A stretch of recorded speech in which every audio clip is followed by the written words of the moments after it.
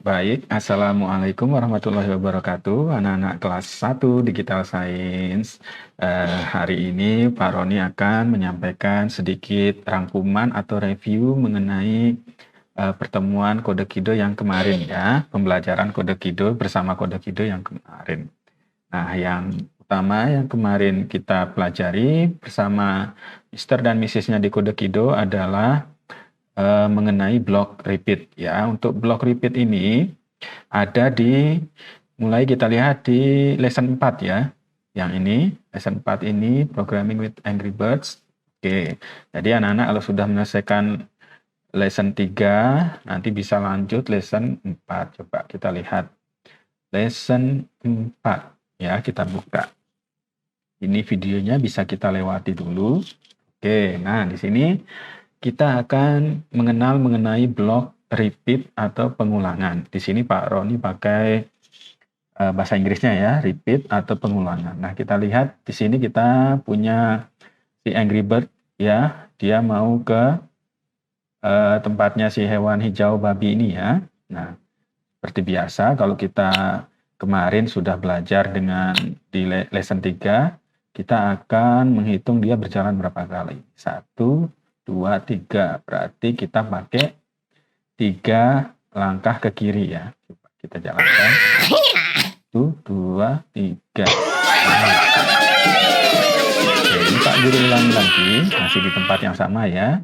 Lesson 2. Nah, anak-anak di sini ada yang namanya block repeat. Block repeat ini adalah fungsinya untuk mengulangi langkah yang sama. Oke, ini Pak Guru ulang dulu.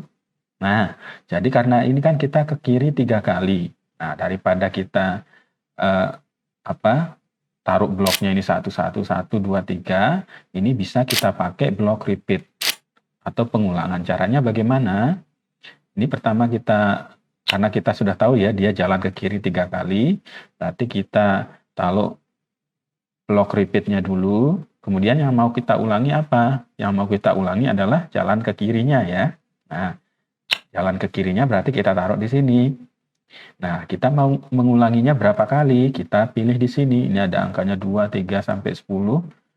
Kita sudah hitung tadi dia mengulangi sebanyak 3 kali. Jadi jalan ke kiri diulangi sebanyak 3 kali. Coba kita lihat.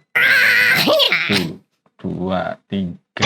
Nah, ini adalah blok pengulangan atau repeat.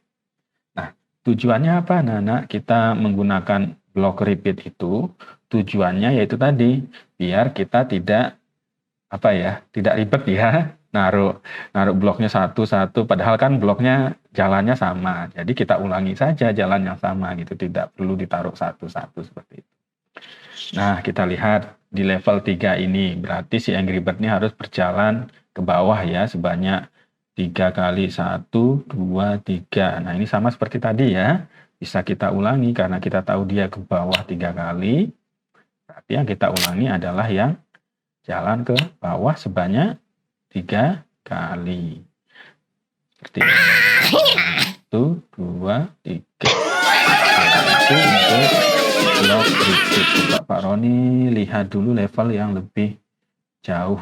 Yang mungkin ada yang lebih ini lagi, sepertinya di level 7. Nah, ini Pak Roni lihat tantangannya dulu. Oke, nah di sini kita lihat. Nah, sebelum kita mulai meletakkan blok-bloknya, lebih baik kita lihat dulu ya, kita rencanakan dulu, oh dia harus kemana dulu. Berarti si Angry Bird kan harus ke atas dulu sekali. Kemudian dia harus berjalan ke arah kanan ya. Dari sini berarti 1, 2, 3. Terus dia berjalan lagi ke bawah. Nah, berarti dia harus ke atas dulu.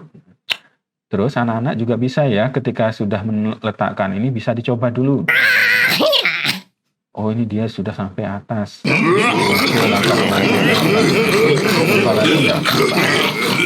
Jadi tetap bisa dicoba-coba dulu gitu ya, biar tahu ini langkahnya kemana saja. Berarti tadi setelah ini dia sampai atas ini, jalan ke kanan 3 kali. Oke, ke kanan. Tapi dia perlu berjalan sebanyak 3 kali ke kanan. Nah, ini bisa kita taruh di sini. Ya. Nah, kita ulangi sebanyak 3 kali. Nah, setelah dia jalan 3 kali ke kanan, dia harus jalan ke bawah 1 kali. Coba, ini kode kita sudah benar apa enggak ya? Kita 1 ke atas, kanan 1, 2, 3, kemudian itulah anak-anak untuk penggunaan block repeat ya. Coba Pak Roni ulangi lagi yang tadi. Salah satu kegunaannya adalah block repeat itu tadi untuk biar kita tidak ribet ya naruh satu-satu. Terus yang lebih penting lagi adalah ini.